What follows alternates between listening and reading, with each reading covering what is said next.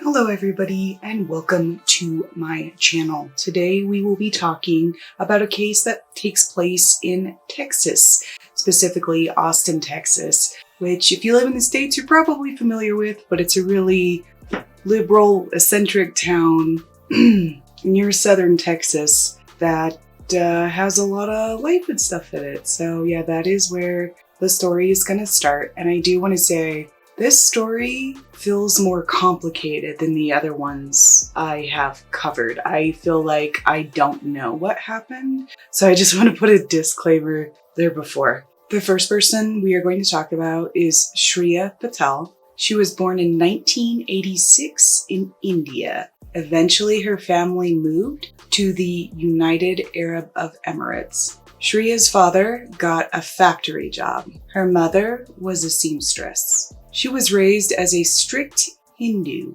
in the United Arab Emirates. They had enough money, they often sent Shriya to India to visit family members throughout her youth. Shriya was also eventually sent to university in India. The reason why she got an education wasn't for her to prosper in life, but to make her more of a valuable mate for prospective husbands, because arranged marriages are a very big deal in Hinduism, and so getting that education was just adding to her as a person for prospective husband. As I said before, this was for an arranged marriage, so it was not done for love. Love does not factor into these. It's strictly business. She was 24 years old at the time this story takes place. Before we move on to the next big player in the case, Bimal Patel, though his father was Indian, was actually raised in Amarillo, Texas, which is a bit north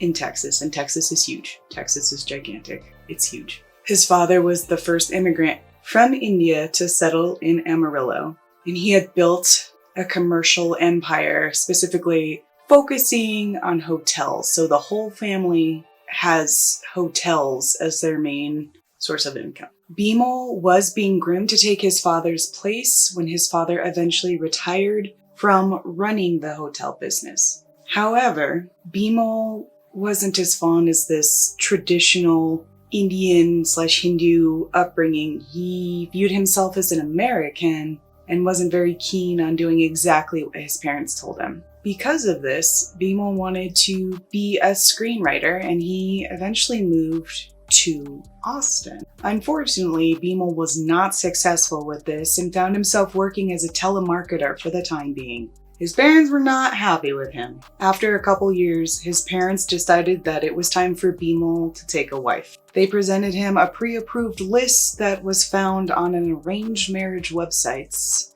and Bimal chose Shriya. My apologies, Shriya. I mispronounced her name. Sorry about that. Both sets of parents were happy. Her parents were excited with the prospect of this hotel businessman taking on their daughter, and Bimal's parents viewed Shriya as a beautiful, educated woman, which she was. At Bimal's choosing, Shriya and her whole family and Bimal's whole family went to India to have an arranged meeting to see if this was a good prospect. The match appeared to be a success. They seemed to get along well, and this was comforting for both of them, it appeared. Bimal said that he really liked Shriya.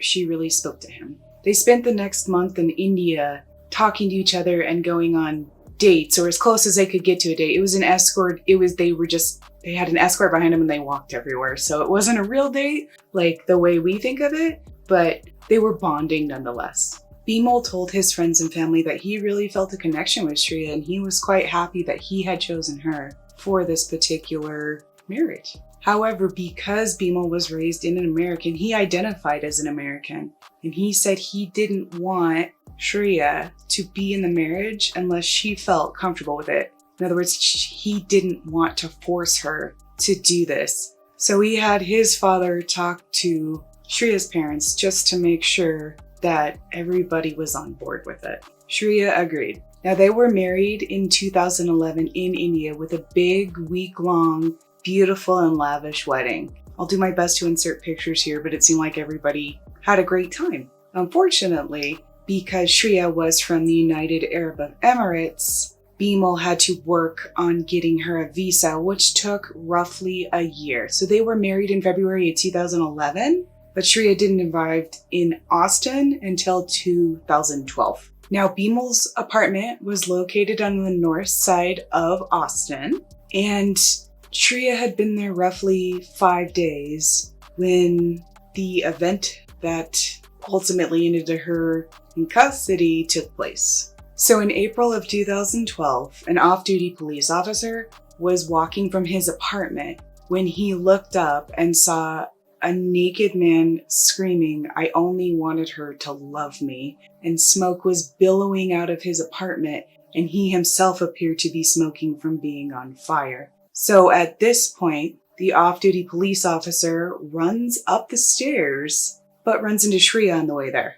Now she is clutching her purse, and he felt suspicious enough of her that he detained her because it just seemed too weird that she was just running off with her purse. Apparently there had been several police calls made in the area at the time as well. The police just hadn't arrived, and people heard a man yelling, "All I wanted to do was love her." That's what Bimal was yelling. So when the off-duty police officer got inside the apartment, the smell of gas was completely overwhelming, and Bimal was lying right outside his balcony door, smoking from being on fire. And it was later determined 60 to 80% of him had been burned.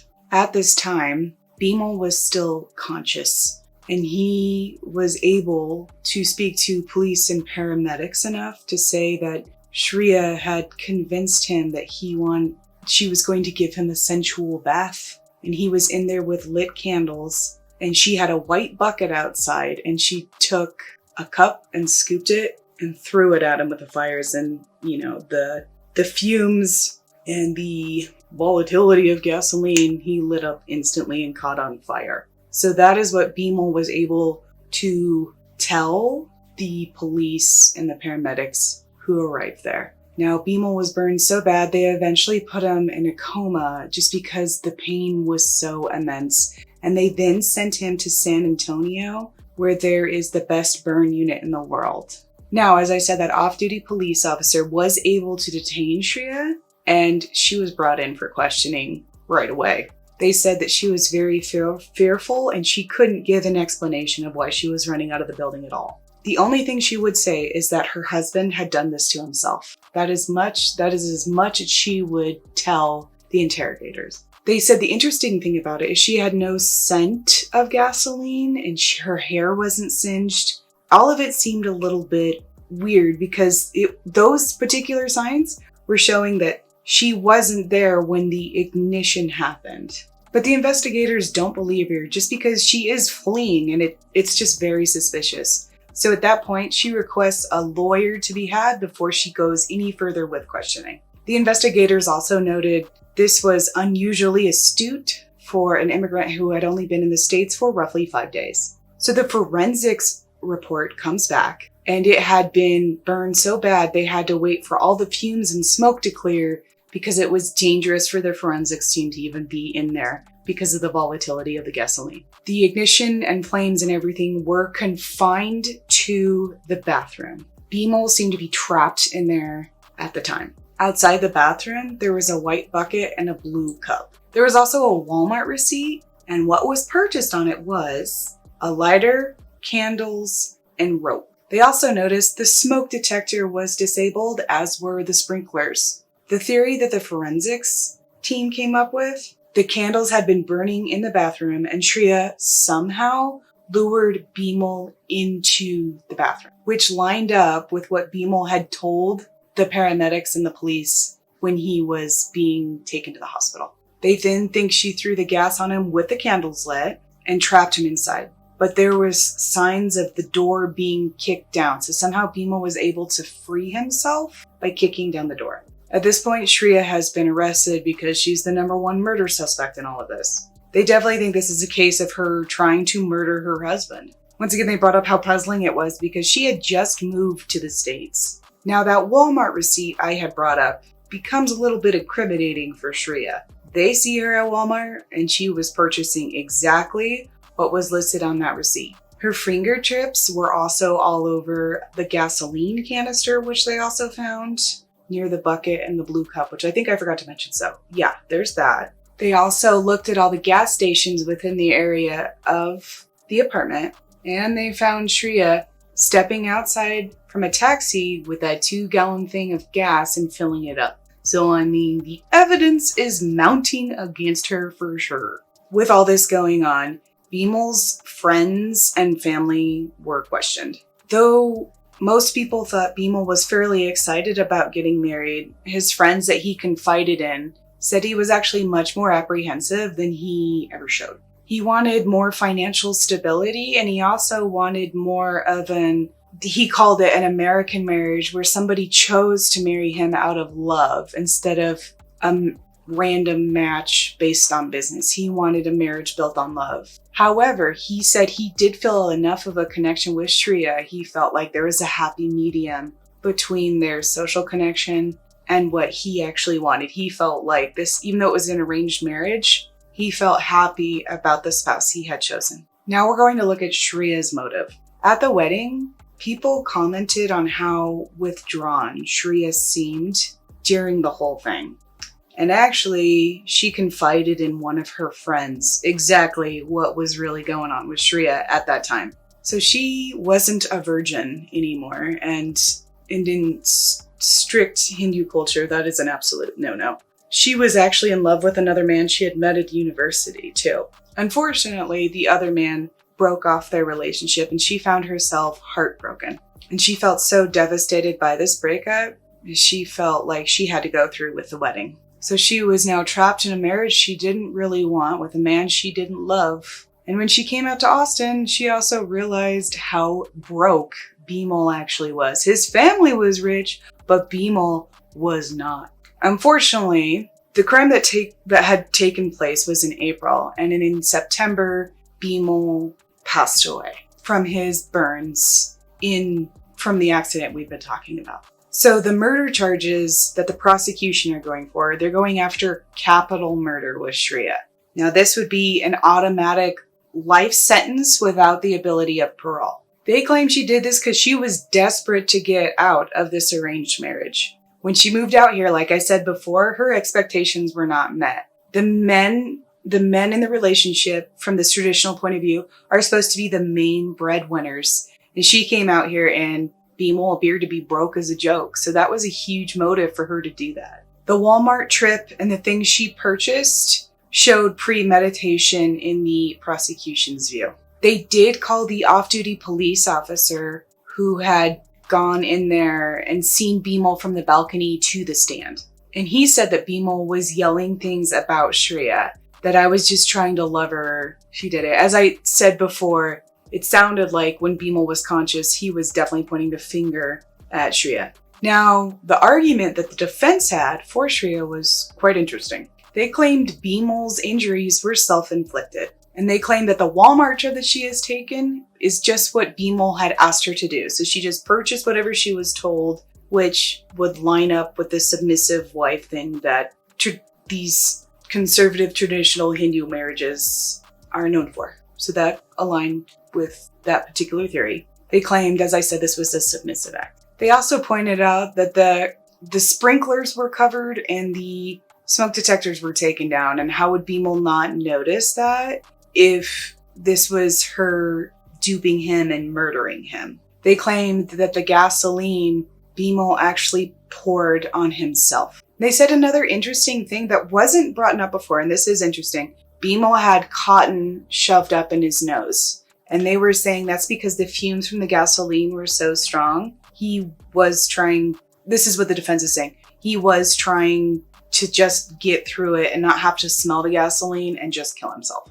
Now, because this culture wasn't very familiar to most of the jurors in Austin, Texas, a professor from the University of Texas was brought out to describe the culture a little bit better, more like an ambassador for the jury so that they could better understand everything that happened.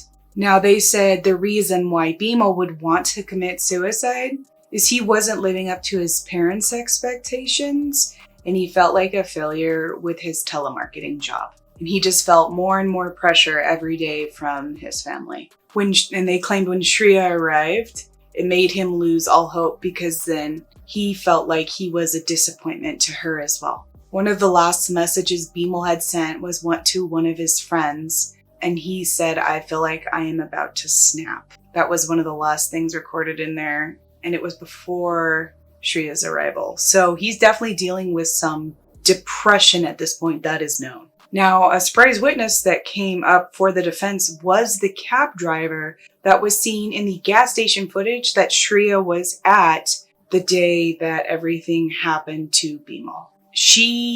The cab driver claimed she was torn between going to the gas station and torn between going to the police station, because he picked her up from that Walmart where she had made those purchases. And he said she said out loud and changed her mind several times from going back to the apartment to the police station, and brought that up several times. She was clearly dealing with what was going to happen next with this. And the defense leaned on that hard and said, clearly this is her just being submissive, and she didn't want to do what Bimal wanted her to do. They're claiming this is his idea at that time. So the verdict comes back and she is found guilty, but not of capital murder. No. She is found guilty of arson causing death, which is obviously a much leaner sentence. So she was sentenced to 20 years in prison, and then she would be free to go. So that is a stark difference between what they originally were going for and what she actually got. She became eligible for parole in 2014, which was the same year she was on trial for. So that's very interesting. My thoughts on this case, I don't know what to think. The fact that Bimal was yelling, "I just was trying to love her," I have my suspicions about her, especially with her past affair and everything. But with all the other things brought up, it is also a possibility that Bimal did this. I don't know where I stand. I think she might have done it, but at the same time, I can't say for sure. So I almost feel bad for the jury that had to do this, because I feel like there's not enough evidence to go either way, and that's why she got the sentence she did. It's a very dark thing that happened to Bimal. And unfortunately, they said he would have consciousness every once in a while when he was in San Antonio in the burn unit. But when he woke up, he didn't have any memory of that night, unfortunately. So they couldn't get any further in that while he was living. And he did live for another 5 months. But I feel like it's a really complex case, and I don't have any way I can lean. I saw people reading online, and they instantly were quick to say, oh, this is just because she's a woman, so she got out of it, which I could see that side of. But also there's a lot of unanswered questions, and the cab driver as a witness makes me wonder too. So there's just too many questions for me to have a strong final thought on this. And I feel bad for both of them, feeling so uncomfortable in their lives that they were both dealing with some really hard stuff, you know, a love that didn't pan out, and Bimal feeling inadequate to his family. I feel really bad for both of them. I think this is a tragic case, no matter how the full crime fully pans out. Thank you so much for watching my channel. I hope you guys took something from this, and